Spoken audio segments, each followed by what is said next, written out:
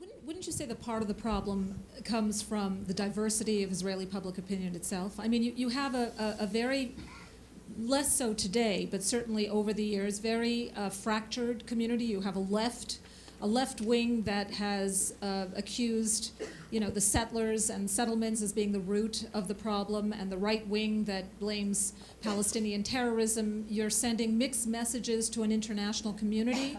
Wouldn't you say that the diversity of Israel's, of the Israeli public opinion, and the fact that Israelis are constantly, expressing that at the top of their Jewish, lungs, right? Is part of what confuses the international audience too? We are the phrase that's used is we are a thriving democracy. And there are other thriving democracies in the world. It's our business. I have to say, when I discuss these issues with European diplomats, I occasionally use somewhat undiplomatic language. I talk about it as neo-colonialism or neo-imperialism. These are our decisions. We have to live with them. We have to decide how we're going to deal with the Palestinians. And there can be general universal rules, and the Europeans and others can say what they want about them.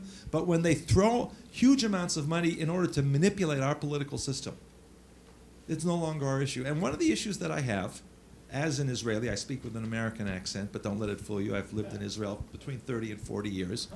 My kids really are Israelis.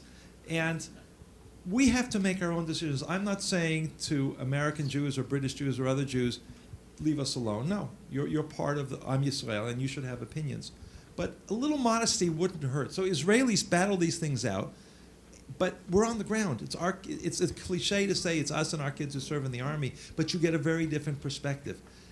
And what I see is a sort of a lack of humility in saying maybe we shouldn't have we should not, as American or diaspora Jews, become part of this internal Israeli fight. We should look for common ground and explain the complexities and say, look, you Europeans, you Americans on campus, these are Israeli perspectives. The languages are different. It's not our fight, and we should respect the distance, and that doesn't take place.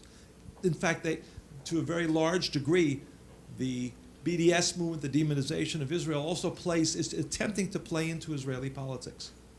Was it John Mearsheimer who talked about, or somebody talked about the fact that there are good Jews, good Israelis, and bad Israelis. There are the Israelis like the South Africans who opposed apartheid, and there are Israelis who are part of the system.